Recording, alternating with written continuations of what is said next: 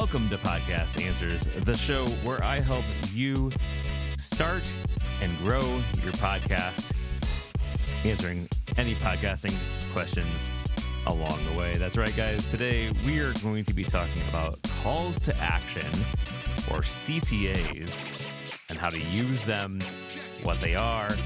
But first, I want to remind you, if you've not had a chance to go back and listen to the last episode where I was talking with Todd Cochran, the CEO of Blubrry, I would recommend doing that because we were talking about Podcast Mirror. What is Podcast Mirror and how you can use it to grow your podcast, but then also put in a lot of the new namespace tags that Podcasting 2.0 is allowing you to do, such as funding and live and things like that. Because like we do this show live here every Tuesday or Thursday, just depending on what the day is. But you can do that now with the Podcast Mirror, even if your host does not allow you to put those in your own tags, so your own feed. So I would suggest going back and listening to that episode. It was a great episode. Podcastanswers.com/podcast mirror will get you to that specific episode. But today we were talking about calls to action, what they are. So a call to action is just that. It's a call to action. So normally in your podcast, you want somebody to do something, whether that's subscribe to your podcast or subscribe to your newsletter or go out and become a Patreon or send a boost in their new podcast app. There's lots of different things that you want to do. You want to call somebody to action, and it's crucial for engaging your audience and driving them to take specific actions. So there are some ideas and some things that we need to be thinking about when we're doing these calls to actions, because you can't just willy-nilly put 15 calls of actions, right? So you want to be clear and specific exactly what you want your listeners to do. You know, that could be visiting your website, subscribing to your podcast, leaving a rating or review, purchasing a product or something, but you want to be super, super specific. So you want to say, I want you to do this. I want you to go out and leave a review this week because, and you can give them a reason. Now, don't say because it helps people find our podcast, because it does not do that. You hear that in a lot of different podcasts, but it does not actually help you. Does not help people find your podcast when people rate and review. So that's just my soapbox rant, and I'll get off of that right now.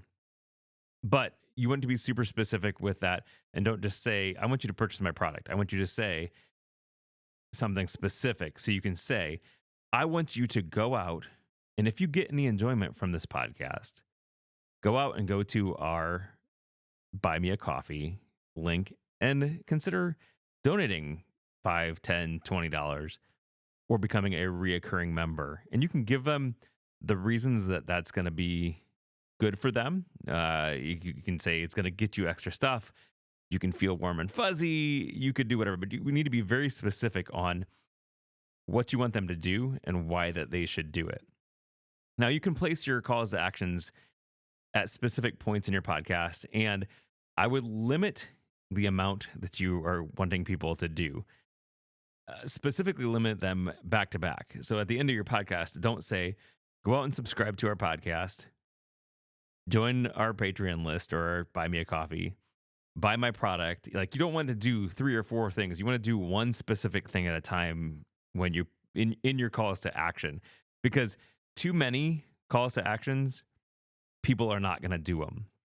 Too many calls to actions, people are just going to forget and not actually do it. So you can do calls to actions at the beginning. You can even do them in the middle and at the end, but you don't want to place too many calls to actions back to back to back. Now, for me in this podcast, I use calls to actions usually at the beginning and at the end. My beginning one is usually something like, go back and listen to the last episode, or, do something, or, reminding people of what they can do at the beginning, because usually that's my intro. I'm usually not into my topic yet, but I want to remind people, hey, you can subscribe to the podcast. If you've not done that now is a perfect time to go subscribe to this podcast. So I use calls to actions at the beginning and at the end of my episodes.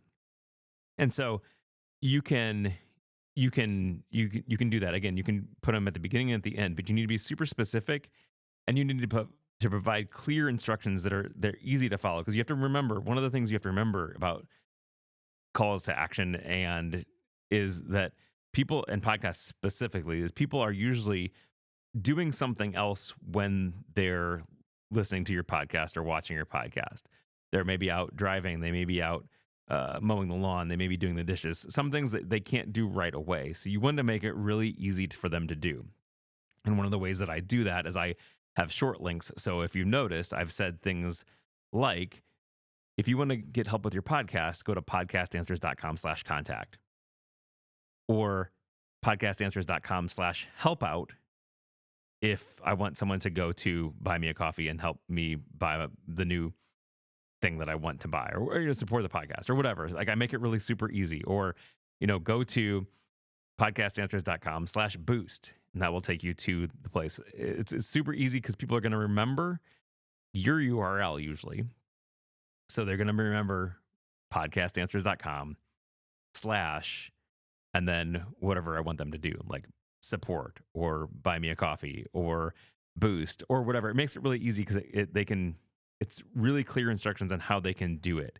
So if I want them to leave a review, I say go to podcastanswers.com/review or whatever, because they can get to it really easily and remember it later.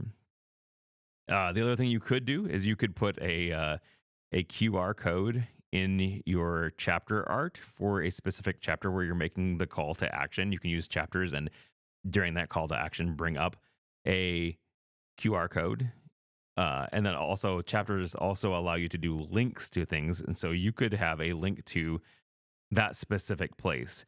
But if someone's not using that, an app that has a chapter link in it, the great thing is if you use chapter art, then people can easily take a screenshot of that, save that to their device, and then go back later and easily get down to, get to the URL that you want them to go. So another thing that I would say is you need to rotate your calls to actions, keep them fresh and varied. You don't want to have the same thing over and over and over and over and over again. Now, it is good. Repetition is good. It is okay to have repeated ones because it takes several times for people to actually listen and hear and get that into their system and go, oh yeah, I do want to actually support Podcast Answers by going to podcastanswers.com/buy me a coffee, which is my buy me a coffee. If you guys want to support the show, if you get any value out of this, I would suggest going to that. So, but I would vary them up a little bit, because if it's the same thing every time, for the whole series of your podcast, the whole season, the whole whatever it is, 100 episodes, whatever you're doing, however many episodes you're in, people are going to forget that. They're going to tune out because they're going to hear the same thing. Just like in your favorite podcast, a lot of times if they have banter at the very beginning, you're going to hit that 30-second until you get to the actual meat of the content.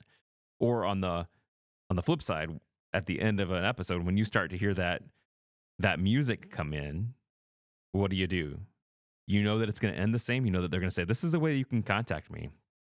And so you tune out, you forward to the end, you finish your episode. You just don't do that. So calls to action, you want to vary them where they're at in your episode. And you also want to vary the calls to action that you're doing so that it's not the same thing every time. And people don't just get used to it and tune it out. And the last thing that you can do is you can provide incentives for taking a specific desired action. And this could, be exclusive content, like for Buy Me a Coffee, or discounts or access to special events, or incentives that can motivate your audience to act.